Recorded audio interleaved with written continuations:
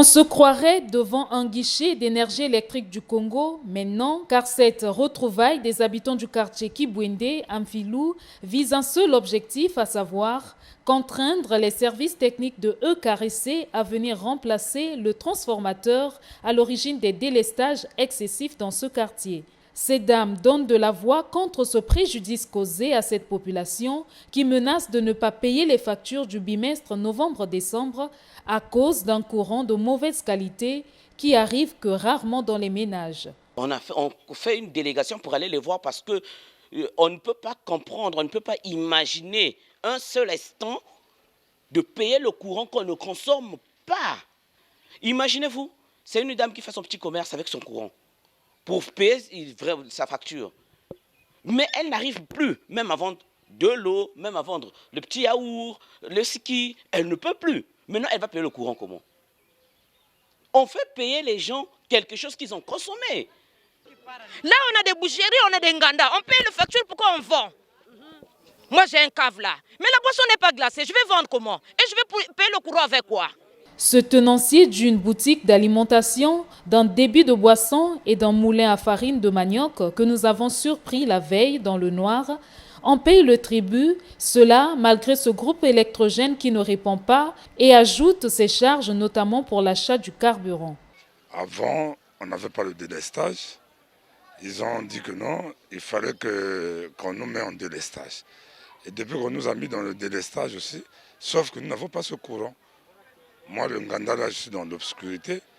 Le moulin à Foufou, pendant un mois, je peux tourner pendant une semaine ou deux, une semaine et demie. Bon. Alors que les responsabilités que j'ai les maisons à payer, j'ai le courant qu'il faut payer, que la facture vient chaque 2 mois après. Mais je n'arrive pas. Et quand tu payes un groupe, il faut s'attendre à payer le carburant. Et quand je paye le courant, c'est encore une charge supplémentaire qui vient sur moi. Dans un élan de solidarité tout azimut, la population du quartier Kibwende, dit Maïté, en appelle ainsi au sens de responsabilité des responsables de la Société Énergie électrique du Congo. Notre transport, qui est au CIMI de l'hôpital ici, a été amené ailleurs pour le profilage. Bon, mais depuis que le transport était par disons remplacé un transport, mais qui ne répond pas par rapport aux clients. Oui, donc les baisses de courant est récurrente. Bon, voilà. Donc on ne sait plus à quel se vouer. Chez moi, c'est toutes les femmes qui viennent jeter leur pourriture de congélateur pour dire non, mais la mairie ne jette pas le courant.